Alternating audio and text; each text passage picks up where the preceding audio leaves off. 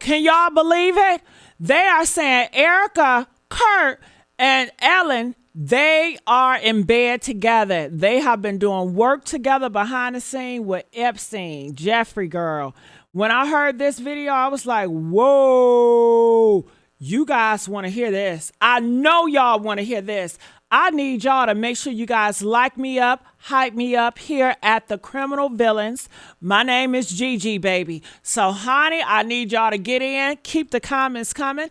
I just want to say from the bottom of my heart, I thank everybody that has been liking, sharing, subscribing here at the Criminal Villains, because ain't nobody out here is going to bring this type of content on YouTube. Okay? Nobody's going to do it. This is the place, Criminal Villains, okay? So I need y'all to support, and let's get it on. I want you guys to hear what they got to say about Erika Kirk and Ellen. All right, so let's see this. Let's see this. I'm going to take it all the way from the back because y'all need to see what they're saying.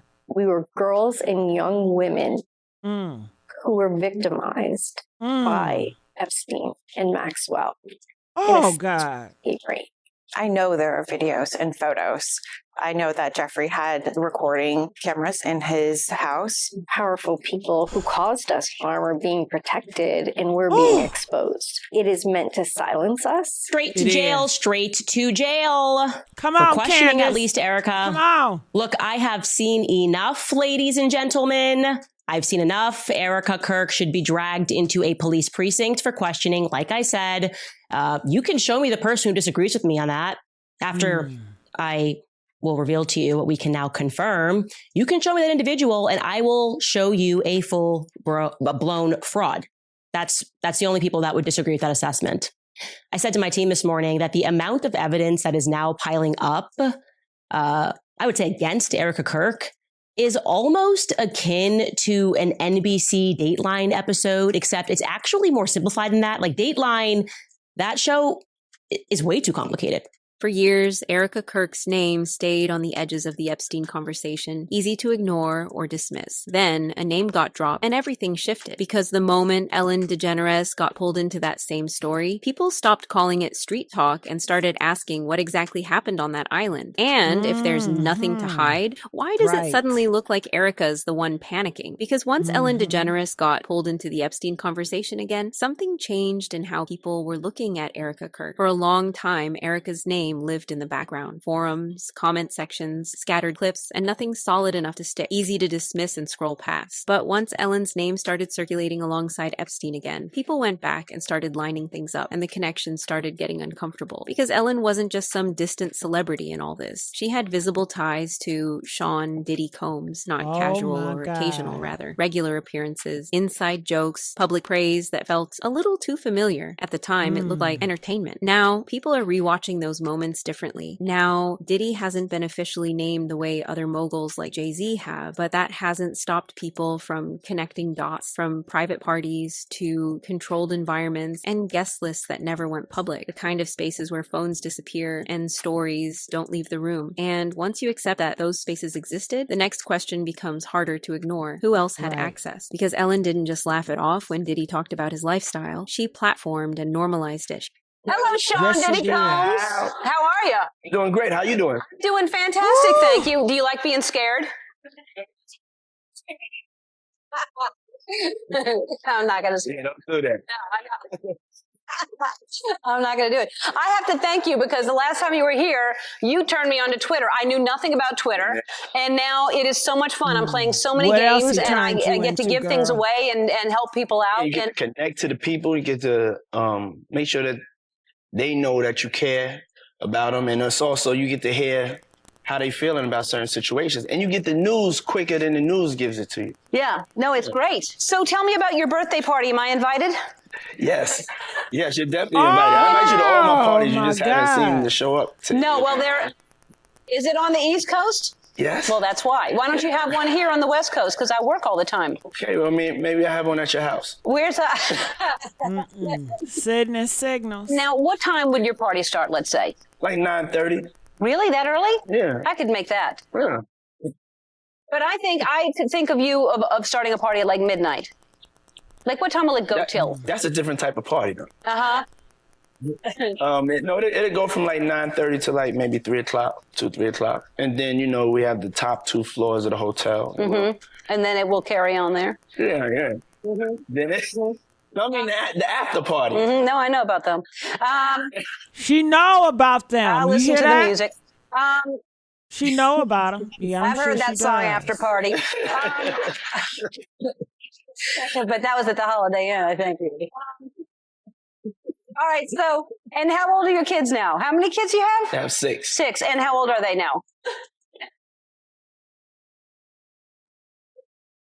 Well, you seem youthful. That's why they're youthful. Yeah.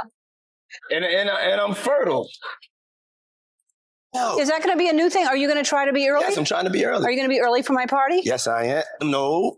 I have to arrive fashionably late. All right. Not too late, though. Not too late? Not too late, please. What time would you like me there? I'll tell you later. Okay. But not too late. Because, once you get there, the party really starts. Yeah. You know what I'm saying? I got you. I promise you I'm not going to let you down on this big one. All right, good. Real. Good. Your shoes, your feet are going to have blisters. You're going to be dancing so hard. I can't wait. She once gave him a shout out on his birthday, calling him nicknames like Cuddle McSnuggle stuff that didn't sit right, then brushing it off with, you don't need to know why. That's when people started asking if Diddy was moving in those kinds of circles and Ellen was right there beside him, then how far apart were those worlds really? And that's where Erica comes back in, because her timeline doesn't sit separate from these environments. Long before politics and public rebranding, she was moving through spaces built on access. Fashion circles, pageantry, media exposure, elite networking environments, the kind of places where powerful people cross paths without drawing attention. At first, it looks like mere ambition and networking, but once you line it up with everything else, it starts to feel like something more strategic. I think I always had that girly girl hidden within me. After being such a tomboy and experiencing that my whole life, it was like, oh, I can curl my hair, I can put on the mascara. I come from a great family that has very amazing genetics, so thanks, Mom and Dad. To make matters worse, resurfaced clips show her desperately pitching herself to designer Diane von Furstenberg, the same lady tied to Epstein. Erica literally... Didn't they say Erica is an actor, or she wanted to be an actor? I don't trust anybody that's acting and want to be an actor. They can be acting this whole thing. How do I know? They so good at being an actor. I don't know, y'all. Said adaptable and ready to integrate into that wild world. The timing in my life is perfect for this opportunity. I'm at a great point, just career-wise, to be able to take on this type of endeavor. And I feel like I have something very unique to offer this whole experience in general. Like I said, I'm very coachable, I'm very trainable. And I'm the type of person that I don't need all the time in the world to get ready. If you say you got to be on a plane in a half hour and you have to pack your stuff and go, I'm on it. I'm kind of like a gypsy. I don't mind living out of a suitcase. I'm used to it, and that's something that I'm okay with. So traveling, I love it. I'm all for it. I'm up for anything. I want to learn. I want to be able to use this opportunity and harness all the things that I can learn from it and be able to just inspire people. Like how cool of a chance it is to be able to work with Diane and her brand. Then there's that Romania project that keeps resurfacing, presented as humanitarian work, helping children, outreach programs, all the right optics. But when people went back to look for records, things didn't line up cleanly. Missing pages, fading documentation, and partnerships that were never fully explained. And that's when it stopped looking like just charity. Because around the same time, conversations about Epstein's system shifted. It was never just one man. It was a network, from recruiters to facilitators and people who moved others into those environments quietly. Giving advice to Turning Point, doing all of that at the same time. That's a struggle for me. I can't get there. I don't think she was doing that because I keep not being born yesterday. So hard not being born yesterday. Tell them, Candace. Also, if we're asking questions, how is it that Erica is always so tied to Eastern Europe? Why is she just like kind of floating around? This girl from Ohio, how does she get linked to Romania and the United States Marines? And today, I should be clear, she presents it as though she was just sending gifts. That's kind of the new thing. Oh, I was just, helping to send Christmas gifts to kids in need in an orphanage. That was it. Organizing gifts being sent, which of course, again, the common sense, that would not require the support of the United States Marines. You can do that right now, today, team. phone up someone in Romania and ask them for an address, and you can send gifts, right? It's expensive to ship. You could probably ground ship that. I don't,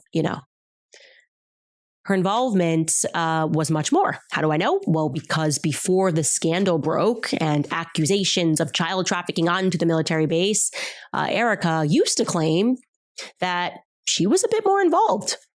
So when Erika's name starts appearing in discussions tied to those same kinds of access points, people start asking different questions, not merely accusations, but looking at patterns. And then came the moment that pushed everything forward. A judge reportedly mentioned her name in connection to Epstein-related proceedings. Nothing confirmed publicly, no official statements, but the timing is what made it uncomfortable. It happened right when Ellen's name was being pulled back into the conversation again, right when discussions about leaked details, hidden connections, and resurfaced footage started gaining traction. And that's when people noticed something else. Ellen left. She stepped away from the US and settled in England. The public explanation was simple: politics, personal choice, and a fresh start. But once you line it up with everything else, the timing feels different, because this move came right after growing pressure around the Epstein files, right after Trump renewed promises that more names could come out. Think about it. She publicly supported Kamala, who would have protected her secret. But with Trump's victory, she took to her heels. People started asking, was that just coincidence? They're losing their mind. She sounded so sincere, didn't she? Very sincere. Virtually choke on her words. But the best one for me is Ellen DeGeneres, who is, by the way, a very nasty person. I've had dealings with her in Australia. Could I tell you some stories about that cow?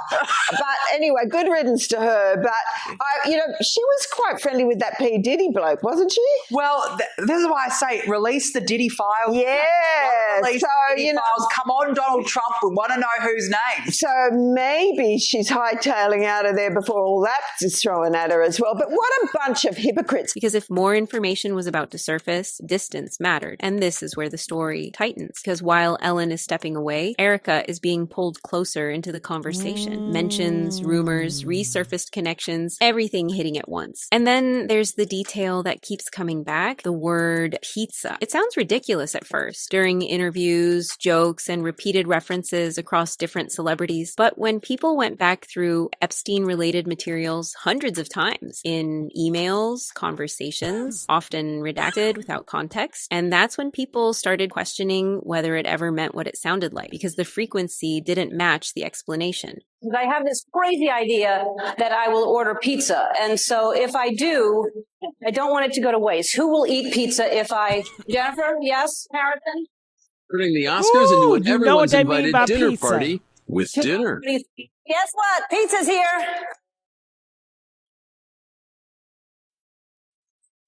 Come on down. Tomato sauce. We have cheese. We have different kinds. Who's hungry? Brad, Angie, yes? Who's hungry? How do you want? Cheese. That's a cheese. Cheese. Yeah. Julia wants cheese. Who's your favorite movie star? They're here. Well, who do you want to talk to? Oh, you know Julia Roberts? Have you seen this? Okay. Wait a minute. We're going to run out. Okay. All right. Okay. Let's go on this side. Okay. Anybody? Leo? Yeah. He's got to be hungry. No? Come on. Somebody over here? Jared? Yeah. Jared. Jared Leto. He just won an Oscar. All right. Okay, here you go. Hey, by the way, Harrison, you said you wanted pizza? Okay. Karen? Yes? Oh, another pregnant. Yeah. Okay. Great. Okay. You can tip him, right? Sure, I'll take it. Where's Harvey Weinstein? Harvey, you said you wanted some. All right. They'll name 3 names for your lady parts. Mini Moo, a JJ, and a pizza. Yeah.